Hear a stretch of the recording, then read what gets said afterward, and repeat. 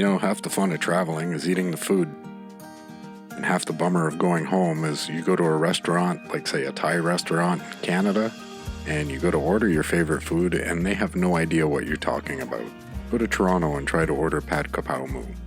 So I thought I would share with you guys some recipes for how to make some of these foods that I've learned to make while I travel. In this video, we're going to make Pad Krapow Gai, which is just stir-fried chicken with Thai holy basil. It should be made a little bit spicy, but for this video, I've reduced the amount of chili peppers. I'm only using 3. If you want authentic, you should probably be using about 5 or 6. You can definitely tweak this recipe to your taste. Ideally, you would use chicken thighs, not chicken breast. I've more or less westernized this recipe, so that way anyone can enjoy it.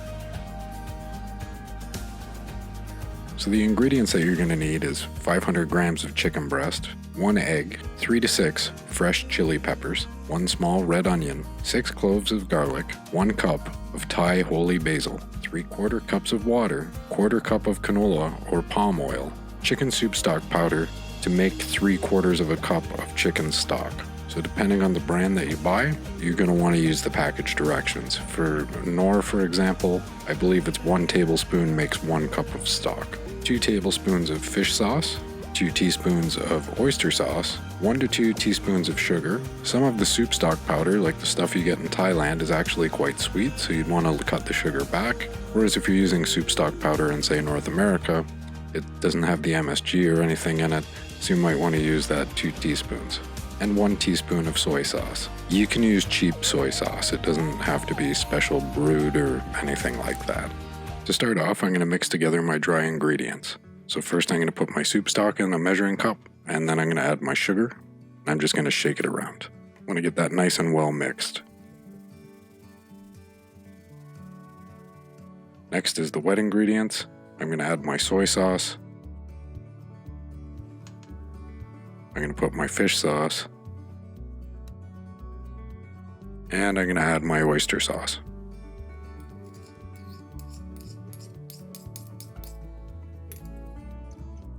So again, we're going to shake that around and give it a good stir. We want to have everything prepped up and ready to go when it's time to make the stir fry. Next, we're going to cut up the onion. Now you can slice this up as finely or as coarsely as you like. I like to use red onion. Some people use shallots. Other people use spring onions or green onions. I would stay away from a cooking onion just because it's a very strong flavor. It's up to you what kind of onion you want to use. Just be very careful. You don't want to cut your fingers while you're cutting up an onion. This is actually quite a small onion, so I'm able to use the whole thing. You know, if you have a large onion, you're going to end up with about 1/2 cup to 3/4 cup of finely diced onion. And again, you can modify that to taste.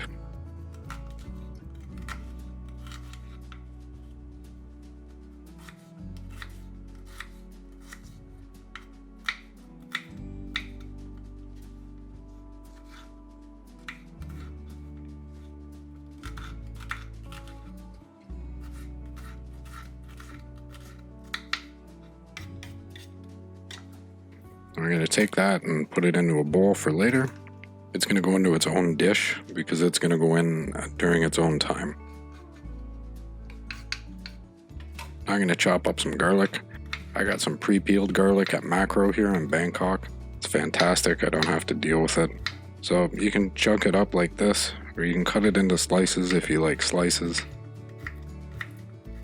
I've had it at restaurants as well, where they do kind of like a spear.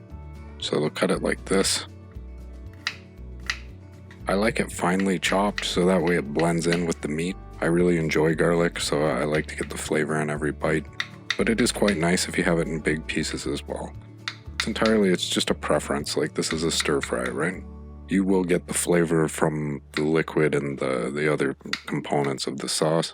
The garlic just adds to it. And I am using quite a bit of garlic, I guess. Well, for some people. The least amount of garlic I would use would be 4 cloves. I prefer 6 to 8 because you do want to get the garlic flavor in there.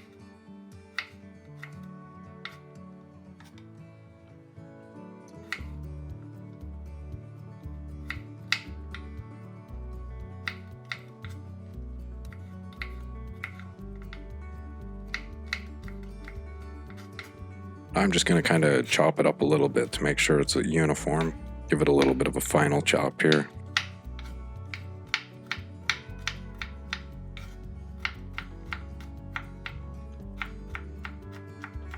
You can see it's really sticky garlic. Sticky purple garlic is the best. Alright, and this is going to go into its own container as well. The reason I'm going to put these in their own dishes is they're going to go in their own time. Now I'm going to cut up the basil. The basil's easy. You can put it in as whole leaves as well. You're going to need to use more. I'm going to shred this up just because it looks better. So you can see I just kind of made a log out of it and I'm just shredding it. And it as well is going to go into its own bowl when I'm finished. These things go in at their own times, so it's good to have them in different containers. And you may find you want to use more basil, that's fine. Nothing is set in stone here. So we'll just take that and toss her into a bowl. Got a nice little one here.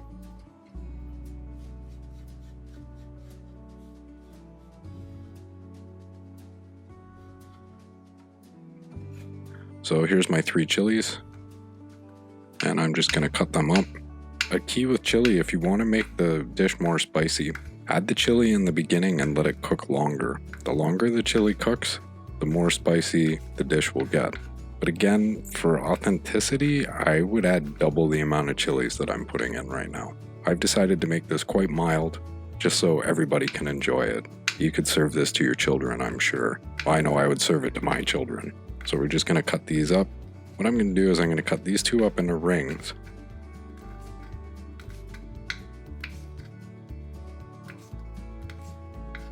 And then my third one I'm going to use as a garnish. So I'm just going to cut the top off.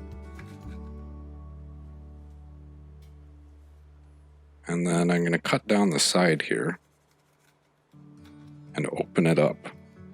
Because what I want is spears. So to make a spear, I'm just going to kind of cut it down the middle here.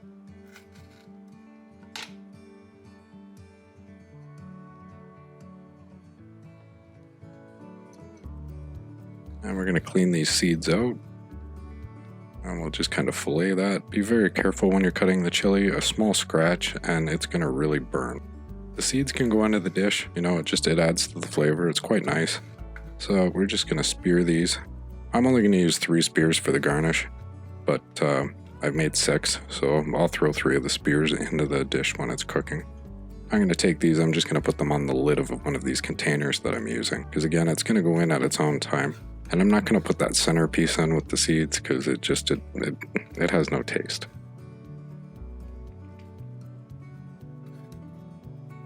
So here we have the chicken. I'm going to coarsely chop this up. This is better than using ground chicken. It tastes much better and it's going to break apart in the pan while it cooks. So you just need to cut up some chunks. Unfortunately, this does take quite a bit of time. So I'm just going to show you here. We'll cut this up. My cutting board's moving around. You should always have something under your cutting board to stop it from moving. A wet paper towel or something would help. I had that under there when I was cutting up the vegetables, but unfortunately when I washed the cutting board, I lost my towel. So we're just going to cut this up into chunks. You can see I left the fat on there. Fat adds to the taste.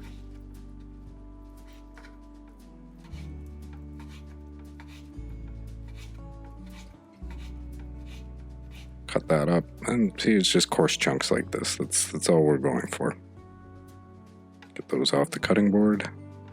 And let's speed this up because, you know, with the miracle of video, we don't have to wait to watch me cut up 2 chicken breasts. So here I'm just cutting up some chunks.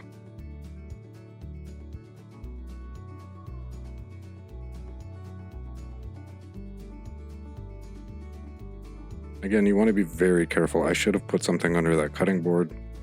This is very bad practice on my part, especially with chicken breast because it has a membrane over top of it.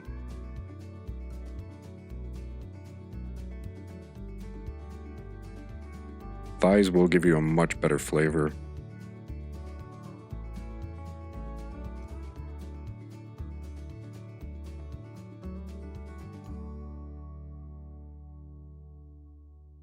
This dish is actually really good with pork. And of course, if you're using pork, you're probably going to want to grind it. So we're just going to chop these up, chop, chop, chop. And that's it. Now I've got a preheated pan here. I'm going to add some oil, about 2 tablespoons.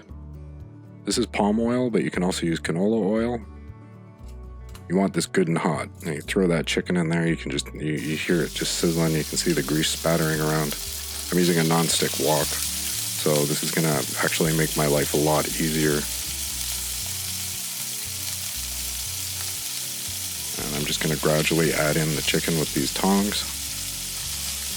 See all the steam coming off of that? That's all the extra water that's pumped into the chicken breasts.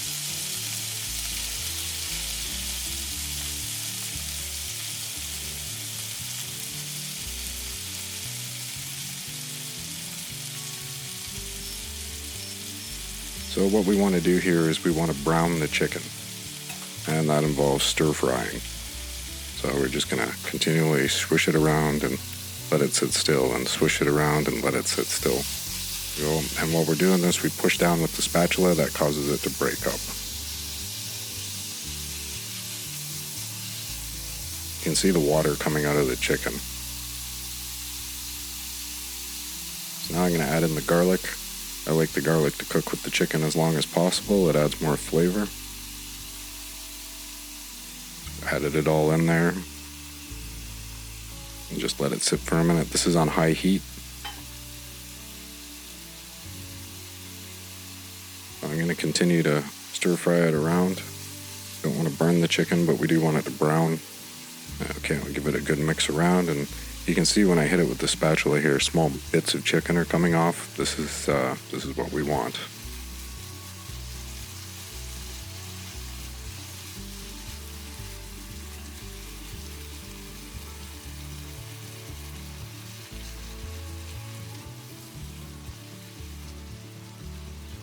Rotate the pan around here to make sure to keep it on the burner.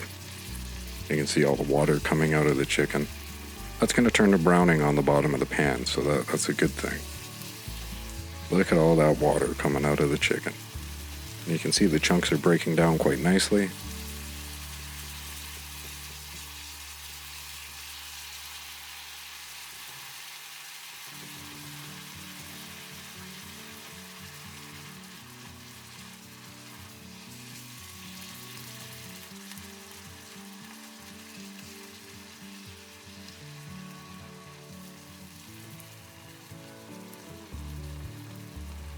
We're going to let that cook. I'm going to add in half of the dry seasoning that I mixed up.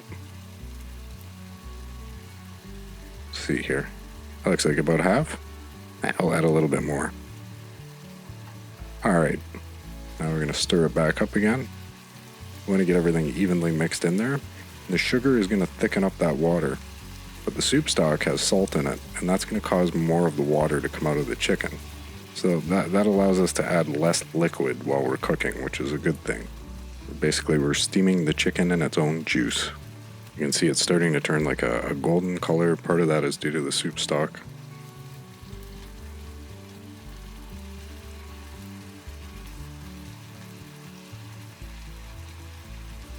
Alright, so we're going to let that cook a little bit.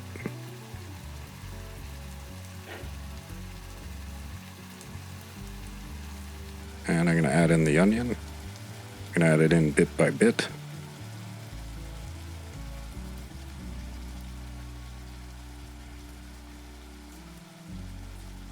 I'm just going to dump it in. This is taking too long. Alright. So we got the onion in there. You can see the water there. It's changing color. Starting to caramelize a little bit. We're going to stir it up. Now things are really cooking. Again, this is on a very high heat.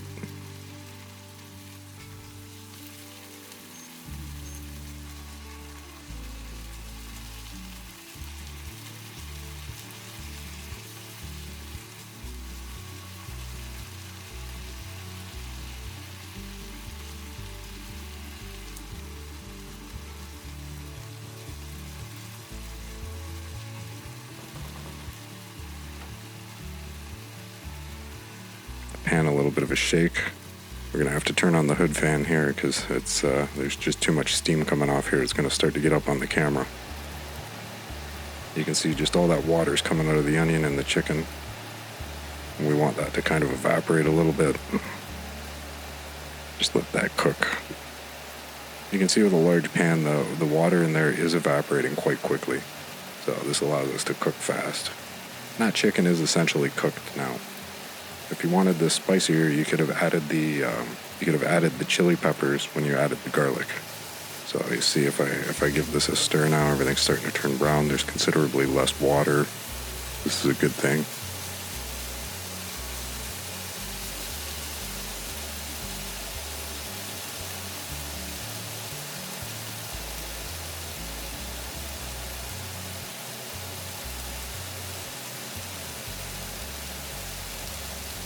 And we'll break it up just a little bit more. Yeah, the water's pretty much gone. That's going to leave us the browning on the bottom of the pan. You can see there's browning on the chicken. It looks just delicious. Oh yeah, look at that. Smother it in barbecue sauce at this point and throw it on a bun. Everything's caramelizing nicely. Oh, that's the sugar mixed in with the soup stock. And we'll add in the chilies. And we're going to add a little bit of water and our liquid seasoning. And I'm going to add some water into that cup just to kind of rinse it out. And the rest of our powdered seasoning. And we'll give that a good mix. I'm using about a quarter cup of water right now. Just enough to dissolve everything and get that brown off the bottom of the pan. You want to mix it in really good. Get everything off the edges. And even with the nasty fish sauce, it smells quite good at this point.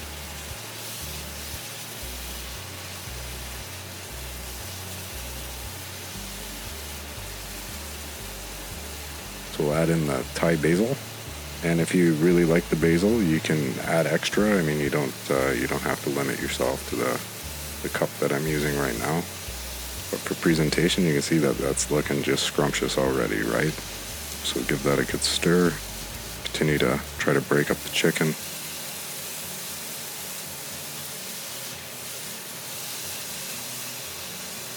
Add the last quarter cup of water. Again, this is on a really high heat. You can see there's a glaze forming now on the pan. That glaze is the sauce that we want.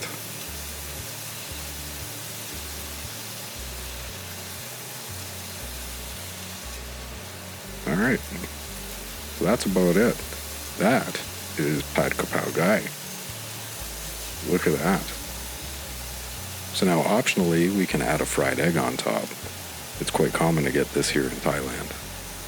So we're going to add the remaining 2 tablespoons of oil to a preheated skillet. It's actually the same skillet, I just washed it.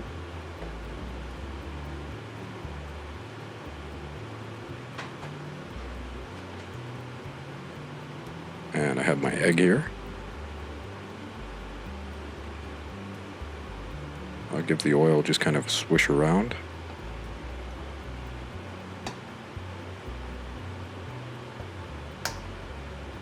This egg's a little difficult to get into, but it's alright. We want to be careful not to break the yolk. Okay, so we're just going to let that run around on the pan. We're not going to play with it. No additional seasoning is required. We're just going to let that cook.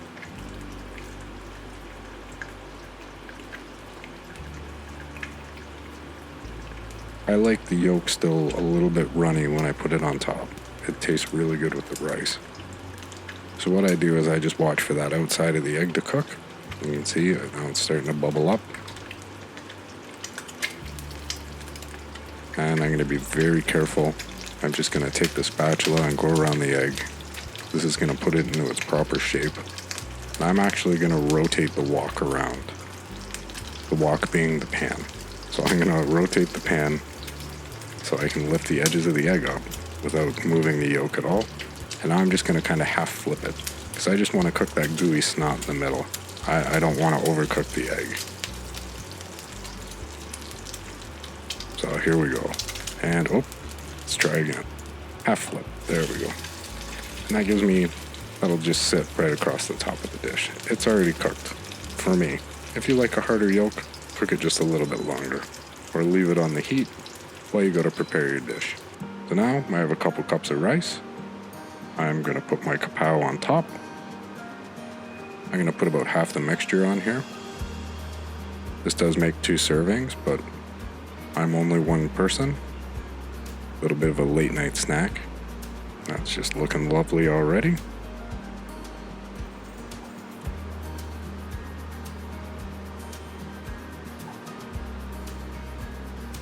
Now I'm going to take my fried egg and I'm going to slide it on top.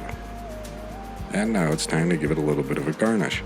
So we're going to just put some sliced up basil on top. This was actually left in the bottom of the bowl when I added it to the pan. And there's my 3 chili slippers. And that's it. Pad Krapow guy with a fried egg on top, just like you would get in Thailand. Thanks for watching Lovin' It on Phuket.